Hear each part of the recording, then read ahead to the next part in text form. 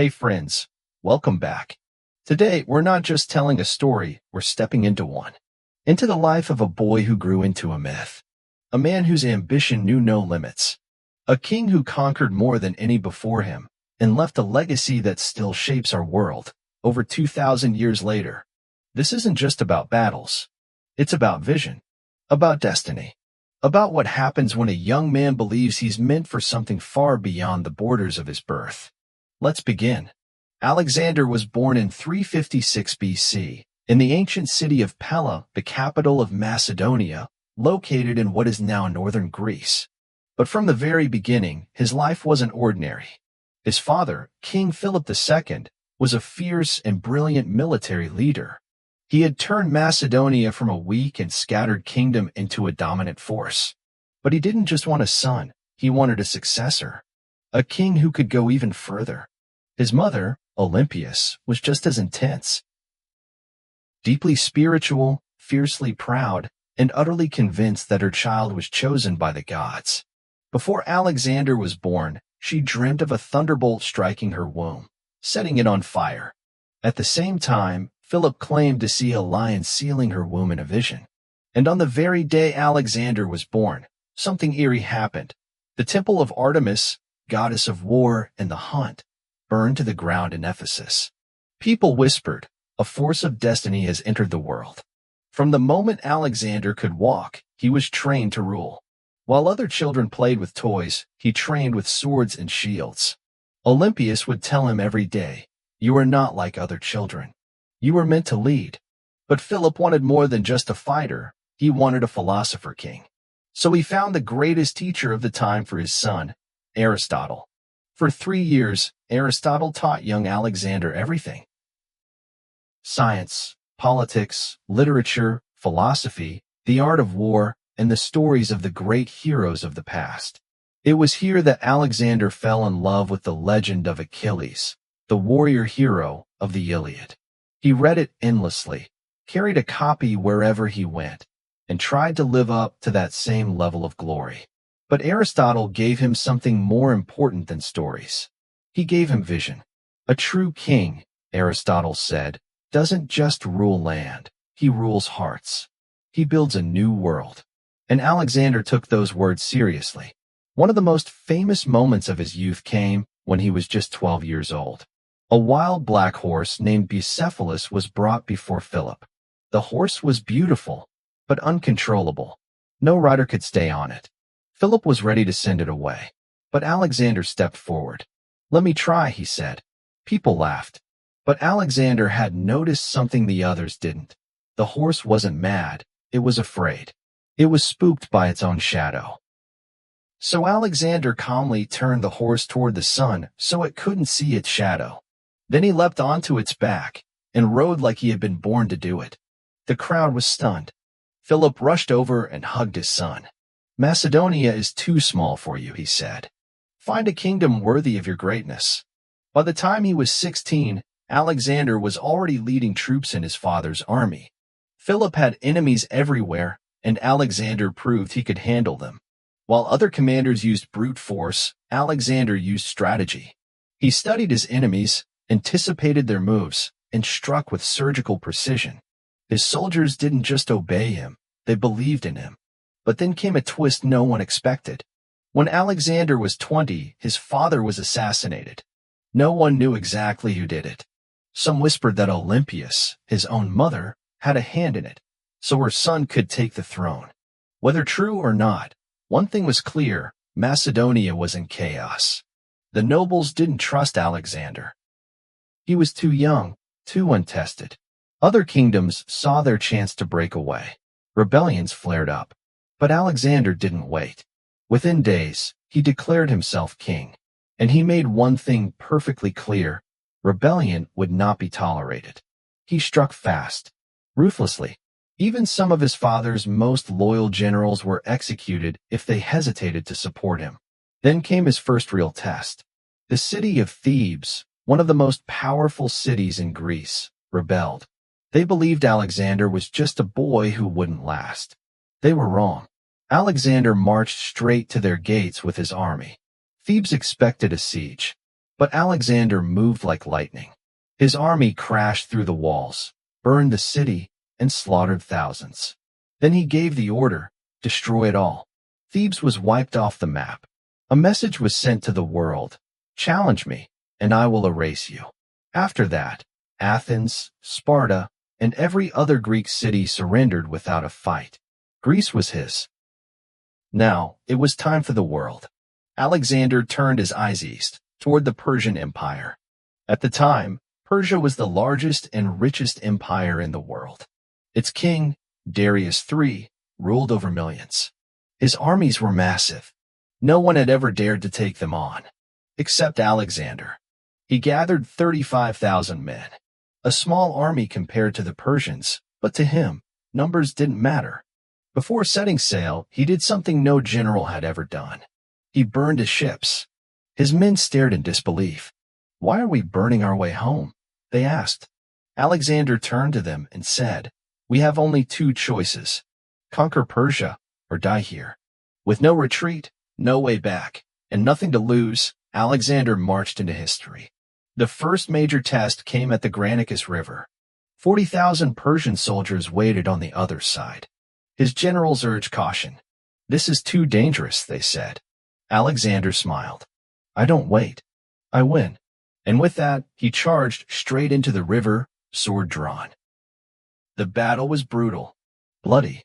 His horse Bucephalus carried him like a thunderstorm through enemy ranks. He fought at the front, not from behind. He was nearly killed, but his speed and ferocity shocked the Persians.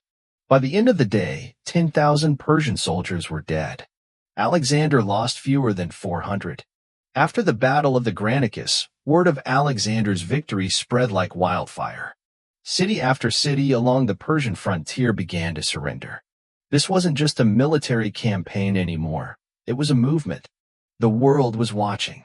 The Macedonian prince, now a rising force in the ancient world, was beginning to look like something more than a king.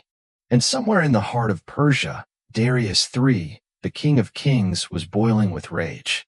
"Who is this arrogant child that dares defy me?" he shouted in disbelief. Determined to crush this rebellion once and for all, Darius summoned the largest army Persia had ever seen.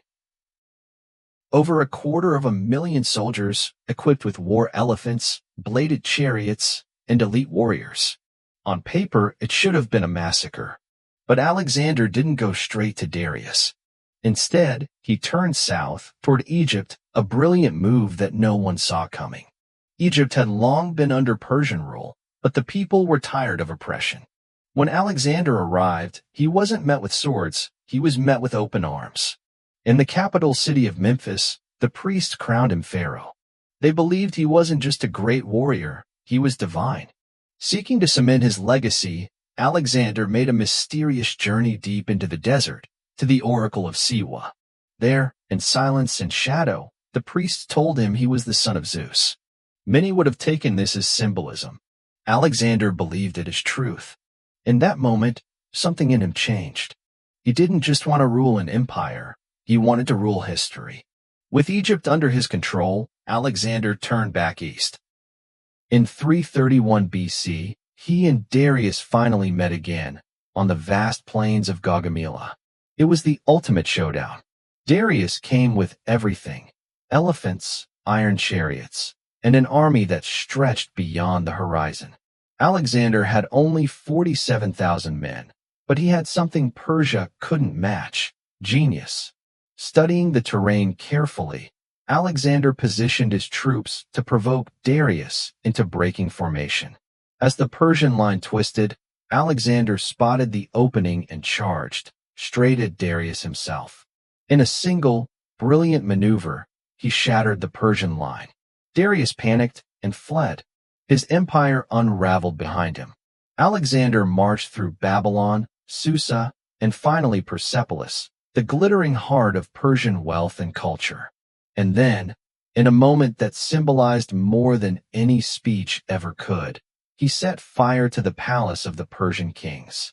Flames rose high into the night, smoke twisting like serpents into the stars. It was not just the fall of a city. It was the fall of a civilization. At only 25 years old, Alexander now controlled the greatest empire the world had ever seen. But he wasn't finished. Victory didn't satisfy him. Because now, it wasn't just about land, it was about legacy. With Persia under his banner, Alexander wanted more than to rule. He wanted to unite Greece and Persia, West and East, one empire, one world. To make this vision real, he began to adopt Persian customs. He wore royal robes, introduced court rituals, and even married Roxana, a Persian noblewoman. But these changes stirred resentment. Among his Greek and Macedonian followers, anger began to simmer. "He's becoming one of them," they whispered. "He's no longer our king." The tension exploded one night in a drunken argument between Alexander and one of his closest generals, Clitus the Black, the man who once saved his life in battle. Clitus accused him of abandoning his people and his values. Enraged, Alexander grabbed a spear and struck Clitus dead on the spot. The room fell silent. The weight of what he had done hung in the air like smoke. In that moment, Alexander wasn't just a king, he was a man at war with himself. The paranoia didn't stop. Soon after, a plot to assassinate him was uncovered. One of the accused was Philotas, the son of Parmenion, Alexander's most trusted general. Philotas denied the charge, but Alexander didn't hesitate. He ordered Philotas to be tortured and executed. Then, without trial or proof, he had Parmenion killed too, just in case. It was a chilling reminder. Alexander no longer tolerated opposition. Even the people who raised him were no longer safe. And still, he marched on. In 326 BC, Alexander entered India, where he faced King Porus in one of the bloodiest battles of his career at the Hydaspes River. Porus didn't just bring men. He brought elephants, towering beasts covered in armor, crashing through the battlefield like living tanks. For the first time, Alexander's army faltered. But Alexander, always the strategist, avoided direct confrontation. He used speed, deception, and patience to outflank Porus.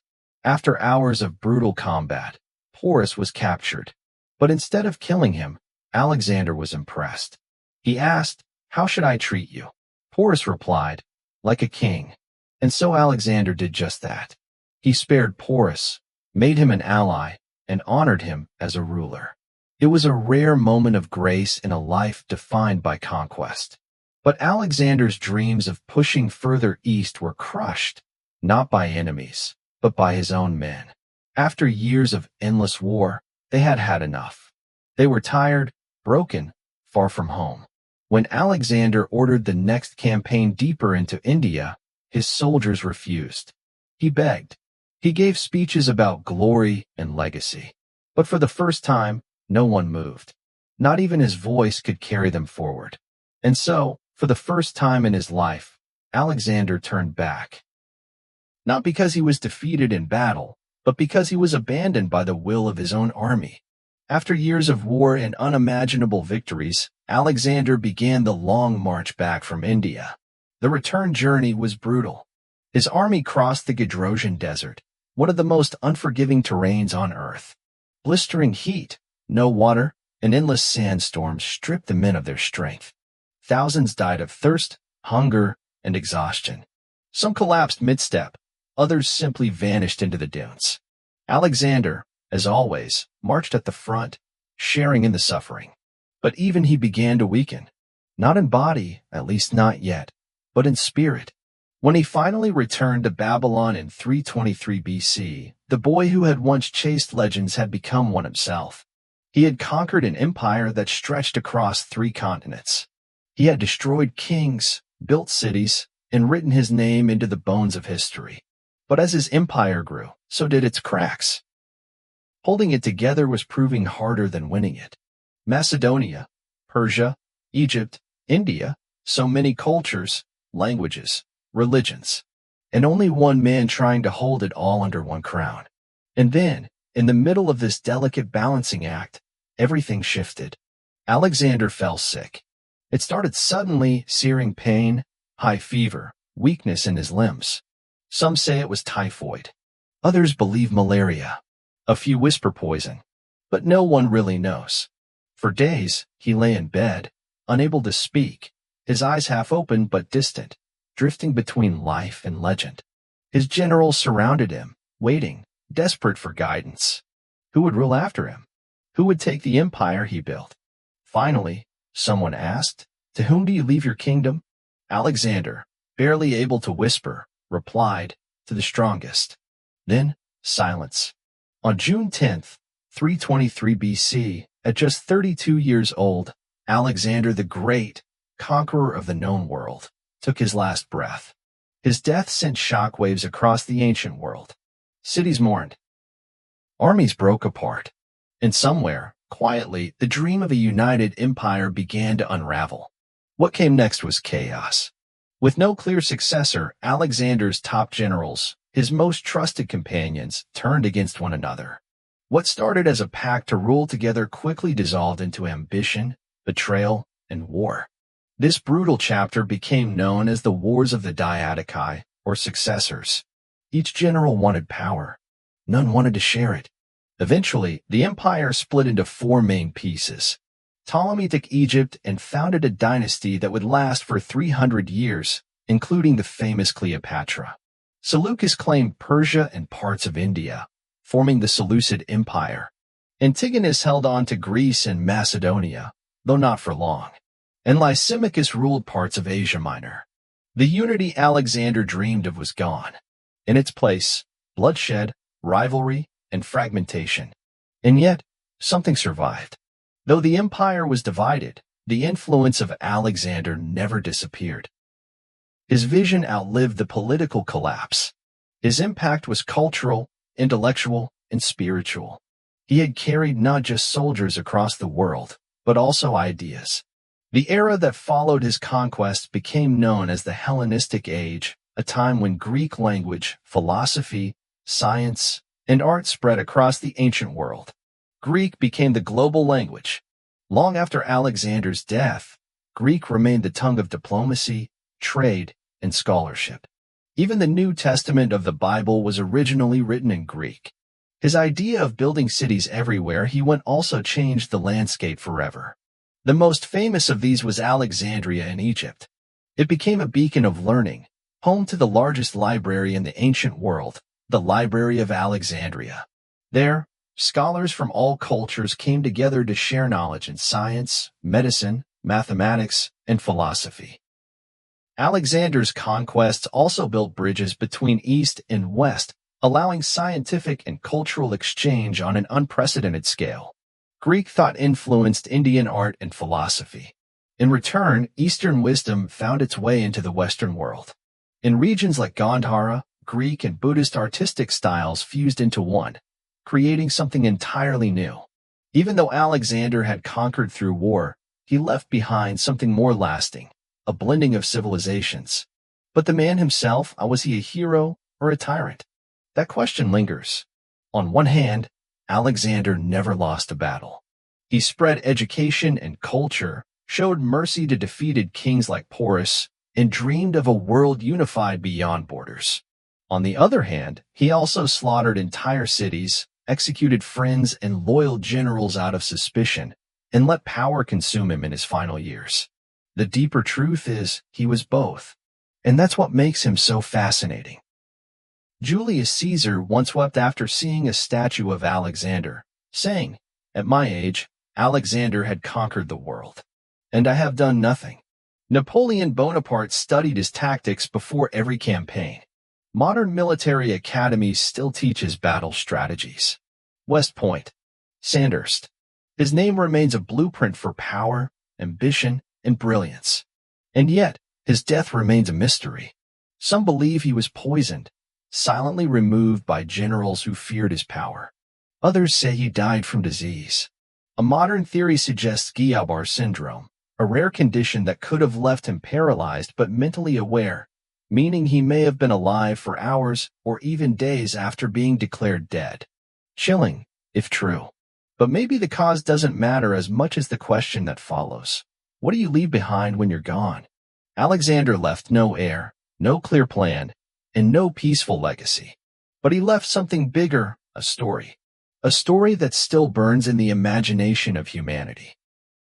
the boy who tamed the horse, the prince who destroyed empires, the king who thought himself a god, and the man who, for better or worse, reshaped the world. So what can we learn? Dream big. He was just a boy from a small kingdom, but he believed he could rule the world, and he did. Don't give up. He faced impossible odds over and over, but never backed down. Learn from others. He didn't just conquer, he absorbed. He studied foreign customs and tried to unite instead of divide. Beware power. It built him, but it also broke him. His downfall began when he lost control of himself. Alexander wasn't perfect, but no one remembered perfect. They remember great.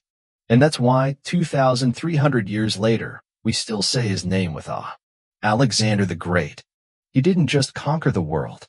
He became part of its myth.